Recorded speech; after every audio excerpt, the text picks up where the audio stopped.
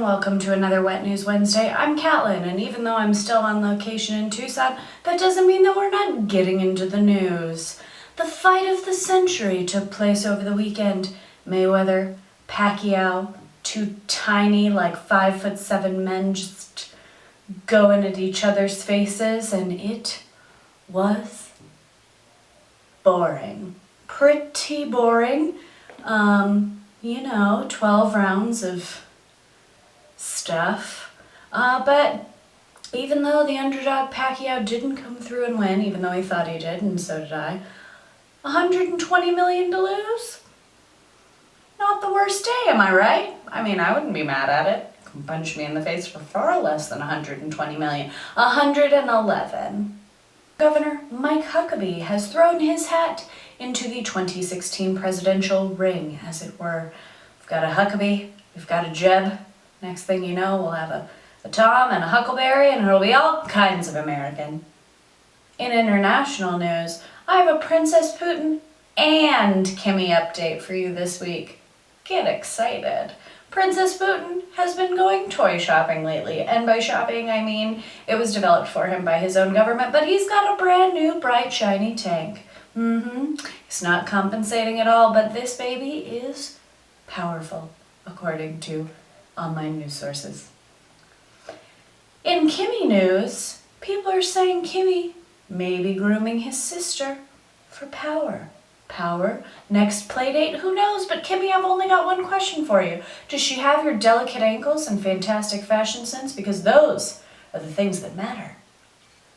The Met Ball took place in New York. China through the looking glass was this year's theme, and it seemed that it was an excuse for everybody to wear a lot of sheer stuff with some sparkly bits that hid your sparkly bits. But looked like a great time. I didn't make it this year, but hopefully next year. The Kentucky Derby also took place over the weekend, and there were hats. And I did not look up who won, but I do know this. It was a horse. Looking to make some extra cash, because apparently if you just climb into a wetsuit and go looking for lost golf balls, you can make up to $150,000 a year. Are you serious? That was one of several human interest pieces, courtesy of CNN, that I actually read. 150 grand to go find some golf balls? What am I doing with my life? The city of Baltimore is rallying together after riots and, a whole lot of... I don't even have a word for these things anymore. We should all be mad. Black Lives Matter. People shouldn't be shooting people. And you know what? The Baltimore PD came out and they said, we might be to blame for some of this, you think? But really, guys, this is America. There's no reason that we shouldn't all be able to work together to make this a happy, safe home for everyone. Hold on to your teacups, because the new princess, or something else, of England was born this week.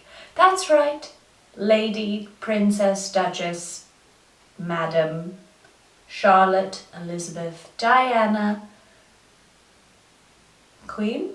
What's their last name? I know this. Mazel tov to the Duke and Duchess on their new bundle of joy. Harry, call me. Efforts have begun in Nepal, where really there are no words for the devastation.